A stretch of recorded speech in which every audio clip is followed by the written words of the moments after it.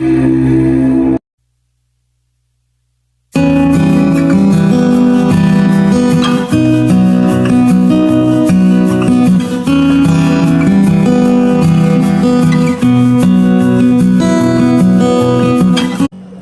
संघ आंकड़ों के अनुसार हर साल भूख से प्रभावित होने वाले लोगों की संख्या बढ़ रही है और इसी के साथ हमारे यहाँ खाने की लाखों टन बर्बादी और भोज्य पदार्थ की कमी होती जा रही है। दुनिया भर में खाद्य संकट और भुखमरी को ध्यान में रखकर संयुक्त राष्ट्र संघ के आह्वान पर 29 सितंबर को international day of awareness of the food loss and waste को मनाया जाता है। इसमें बहुत सारे अवेयरनेस प्रोग्राम के बारे में बताया जाता है कि हम किस तरह अपने जो भोज्य पदार्थ हैं और जो भुखमरी है उसको कंट्रोल कर सकते हैं और किस तरह इसकी रोकथाम की जा सकती है, ताकि जो खाना इतनी मेहनत से हमारे घरों में पकता है और किसान दिन रात की मेहनत करते हैं उसे उगाने के लिए, वह बर्बाद ना हो। तो चलिए वीडियो को शुरू करते हैं।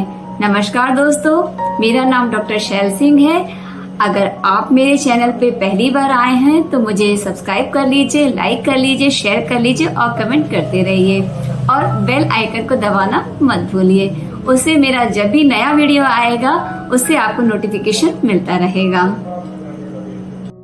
संयुक्त राष्ट्र पर्यावरण कार्यक्रम की ओर से जारी फूड वेस्ट इंडेक्स रिपोर्ट 2021 के अनुसार उपभोक्ताओं के लिए मौजूद कुल खाने का 17% यानी कि 931 बिलियन टन बर्बाद हो जाता है।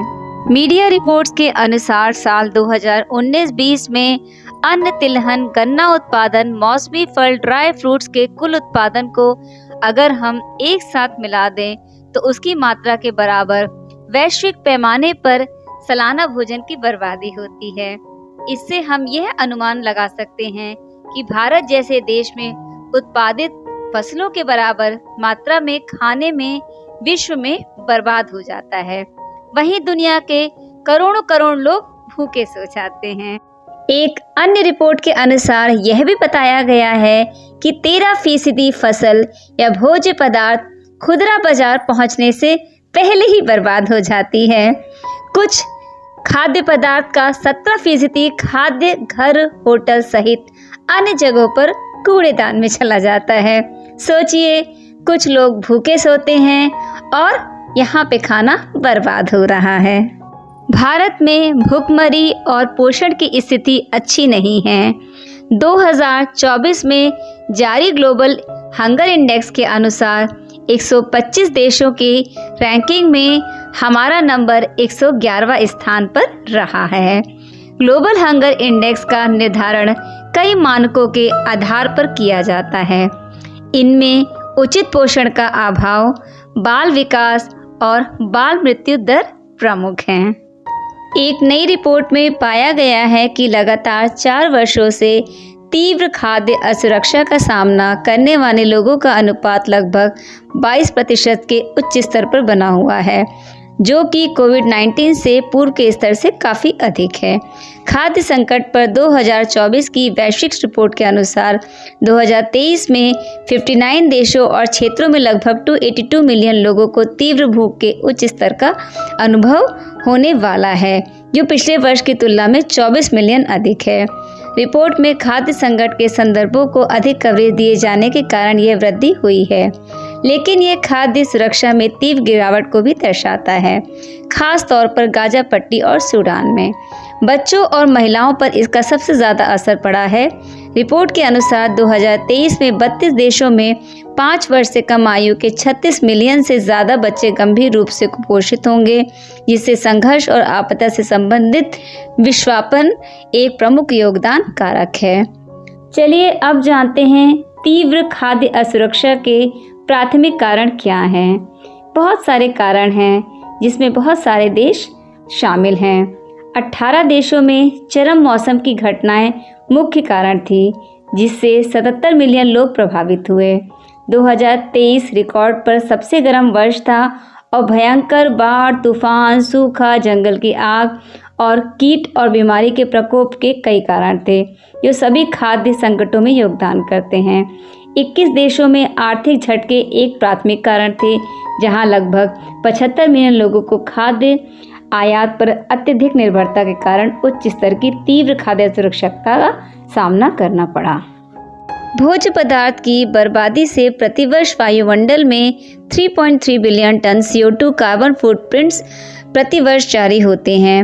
विश्व में कुल खेती योग्य क्षेत्रफल के 28% इलाके, जो 1.4 अरब हेक्टेयर भूमि में पैदा होने वाले भोजन, वहीं पर बर्बाद हो जाते हैं। कुल बर्बाद होने वाले भोजन के उत्पादन में उपयोग होने वाली पानी की मात्रा रूस स्थित वोल्गा नदी के वार्षिक प्रवाह के बराबर है। खाने की बर्बादी, मछली और समुद्री भोजन के अलावा हर साल सैकड़ों अरब डॉलर का नुकसान होता है। विकासशील देशों में खेती के दौरान बड़े पैमानों पर फसलों का भी नुकसान होता है। वहीं मिडिल और हाई इनकम वाले देशों में खुदरा और उपभोक्ता के स्तर पर अन्न की बर्बादी ज़्यादा है और कचरे में डाल दिए जाने वाले भोजन का महज 1% ही खाद या कंपोस्ट तैयार होने में यूज होता है, जबकि शेष लैंडफिल में बर्बाद हो जाता है। इससे मीथेन सहित कई अन्य हानिकारक गैस पैदा होकर पर्यावरण को नुकसान पहुंचाती है। आमतौर पर बड़े देशों में ज़्यादातर खाना खेत और बाजार के बीच होता है, जिससे कई कारण हैं। इसमें से कुछ इस प्रकार हैं: भोजन का खराब भंडारण और संचालन, खराब पोषण, अपर्याप्त आधारभूत संरचना, गलत लेबलिंग और अस्थिर कृषि पद्धतियाँ। वहीं घरों में खाने की बर्बादी एक साथ ज़्यादा खरीदारी और उसके रख रखाव में लापरवाही के कारण होती है, जिससे वे खराब होते हैं और सीधे कूड़ादान में चले जाते हैं। चलिए जानते हैं इसके क्या उपाय हैं कि हमारे पास में जो खाना है उसको बर्बाद ना किया जाए। हमें संसाधनों के संरक्षण, हमारे कार्बन पदचिह्न को कम करने और हमारे सार्वजनिक स्वास्थ्य में सुधार करने के लिए मदद मिल सकती है। पैकेजिंग पर ज़्यादा ध्यान देना होगा। ज़रूरत के हिसाब से थोक में किराने की खरीदारी करनी चाहिए। रिसाइकलिंग और रीयूज़ का सही तरीका अपनाएं। वेस्ट फूड का इस्तेमाल खाद बनाने के लिए किया जा सकता है। खाने को अच्छे से स्टोर करके रखना, फेंके जाने वाले खाने की मात्रा को कम करके भोजन की बर्बादी को हम कम कर सकते हैं। प्लेट में जूठा खाना ना छोड़ें, दूसरों को भी खाने की बर्बादी से रोकें। यूएनई के रिपोर्ट के मुताबिक खाने की बर्बादी के मामले में पहला स्थान चीन का है, जहां हर साल 9.6 करोड़ टन खाना बर्बाद होता है। वहीं भारत में सालाना 6.87 करोड़ टन खाना बर्बाद होता है। इसके बाद अमेरिका में 1.93 करोड़ टन खाना एक साल में बर्बाद होता है। इस साल international day of awareness of food loss and waste 2024 का थीम है climate finance for food loss and waste reduction. सोचिए, पूरे विश्व के लिए भोजन की बर्बादी इतनी बड़ी चुनौती है कि इसे सतत विकास 2030 के एजेंडे में भी शामिल किया गया है। इसमें 2030 तक प्रति व्यक्ति भोजन की बर्बादी को आधा करने का लक्ष्य रखा गया है। भोजन जीवन की सबसे बड़ी जरूरत है और उसे बर्बाद होने से बचाना भी मानवता का धर्म है। इसीलिए कहा गया है, जितना हमें खाना है उतना ही भोजन हम अपनी थाली में परोसें, अन्यथा ना परोसें। सोचिए कितनी बड़ी चुनौती है।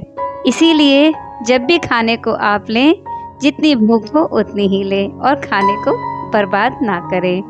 और अगर वीडियो और संदेश दोनों अच्छा लगा हो तो प्लीज़ मेरे चैनल को सब्सक्राइब कर लीजिए, लाइक कर लीजिए, शेयर कर लीजिए और कमेंट करते रहिए। धन्यवाद।